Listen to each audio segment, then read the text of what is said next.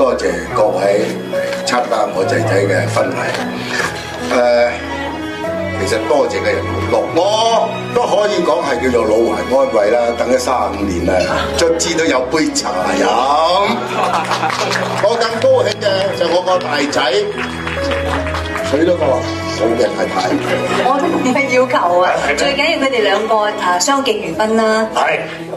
其實我最錫佢咧，就係佢好錫我仔。只係識講多謝，其他都唔識講啦。多謝你哋，多謝我老爺咁悉心嘅照顧同埋教導。係，我亦都好幸運有呢個身份。我晚晚都喊我而家啲報，今日得到咁嘅報應，啲前世做錯嘅會好做錯嘅。對於香港嘅觀眾嚟講，鼎爺俾人嘅印象向來都係一個硬漢子。佢切菜有刀工，講嘢有火氣，好似乜嘢都難唔到佢咁樣。但邊個會諗到81歲嘅佢臨老竟然要喺公眾面前親手將家醜揭開？今日鼎爺親口話俾大家知，親情喺金錢面前其實可以有幾咁脆弱。鼎爺公開授權俾細仔處理一切身後事同埋家產，其實就係對大仔徹底死心。而呢個舉動背後嘅嗰種心酸同無奈，就真係只有鼎爺先至知道。因為喺中國人嘅傳統入面，又有邊個想將家醜外傳嘅呢？但係當一個老豆要喺鏡頭面前被逼將兩個親生仔分宗同姦，甚至要公開廢大立細嘅時候，你就知大仔永漢以前做過嘅嘢係幾咁令到老豆心寒。但係如果你以為咁樣就已經夠晒慘，咁你就錯啦，因為更心寒、更離奇嘅事仲喺後頭。喂，你咁樣做人唔得喎，你有冇搞錯？你嗰日同你講兜口兜面講埋點樣做，5萬蚊一個月你自己講，你自己話你嘅定期8月開嘅有200萬喺嗰度，200萬點解俾唔到咧？又唔係一次過要你俾嘅，你每個月我都即日同你講，我即日飲完茶打到俾 A 獎，我已經咗張單簽咗咯喎，咗琴日同人簽嘅喎，我點俾人啊咁樣？我唔係嗰日認張單，我使乜你嗰日唔俾你走坐低認咗條數去啫 ？Make sure 你係認咗條數，點樣俾錢法？我仲同你講埋，好彩有阿 Lucia 人證啫，聽埋係話點俾嘅啦。講到明即刻完咗山茶，我即刻同佢講噶啦，即刻認咗佢。好壞嘅消息啊！我先，咁咪公司喺街嗰度，喺街啊？咩事咧？你講啦。我公你打親嚟都係趕住我噶啦，你講繼續。我唔係趕住你，我同你講公司。你係趕住緊我。唔係公司今日咧就決定咗，我冇得續約噶啦。咁樣咧。而家咧，我幫你哋交租最多交租啦！你出繼續出咗屎橋啦！唔係屎橋啊！你快啲！突然之間咁多嘢發生嘅，你快啲搬翻去碧別水嗰度。好多嘢，我話搬二本度係要搬錢。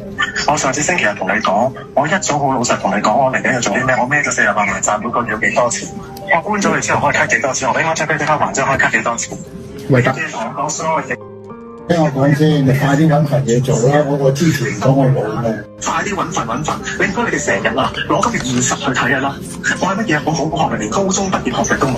我幾多歲？45歲，出去做 sales 都唔使用冇。你兩公婆都唔做嘢，點養你咧？我唔做嘢，你成日講呢啲嘢。有個屋契就係我手，我掟咗俾銀行。你吹人，我仲有好多嘢玩。呢段錄音真係聽到人拳頭都硬晒，因為鼎爺81歲，仲要低聲下氣話公司唔同佢續約。而家連最後一份收入都冇埋，而正常仔女聽到老豆失業都會關心一下，點知大仔唔單止冇問候，反而仲喺度呻自己孭住48萬債，要老豆繼續供養佢。一個失業嘅老豆，仲要俾個45歲嘅仔情感勒索，鼎爺嗰句我支持唔住啦，真係聽到都心傷。45歲嘅大男人可以理直氣壯話揾唔到嘢做係理所當然。鼎爺晚年本來可以過住好寫意嘅退休生活，而家反而要為咗個仔去周圍求人借錢。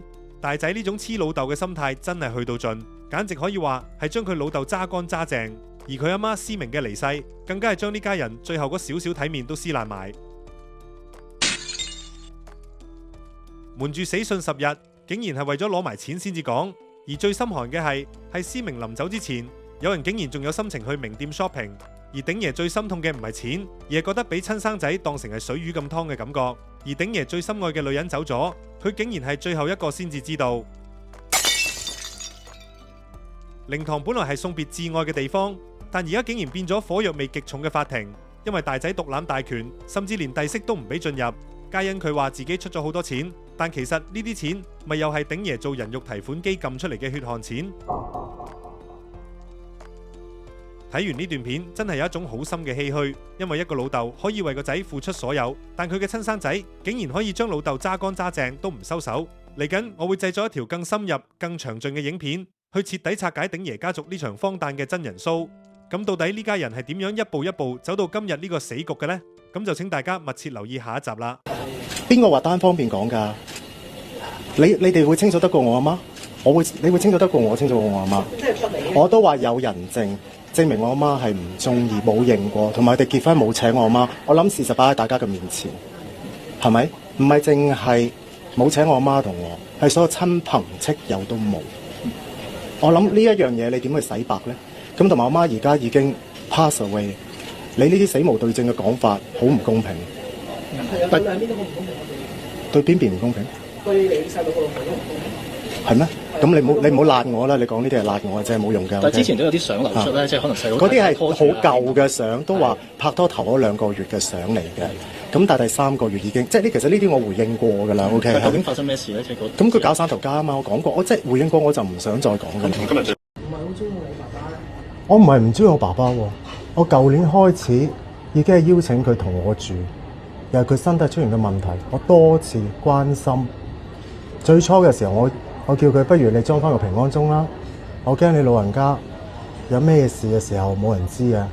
同埋不如掛下鏡。都有俾錢你。呢啲都唔係事實，你又問翻一啲我回應過嘅事啦。OK， 我已經回應過㗎啦。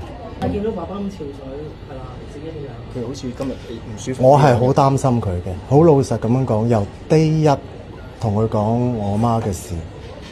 我已經即係話，不如你而家今晚你過嚟我度住啦。佢話今晚唔好啦，或者21號啦，21號嚟過嚟你屋企嗰度啦，咁樣。我話你 take care 啦。我話你真係，即係不如你真係有咩事你即刻打俾我過嚟接你。已經講到係咁，佢都係選擇要自己住，就係咁。點解爸爸會咁樣選擇？嚇？即係你問翻阿鼎爺啦，不如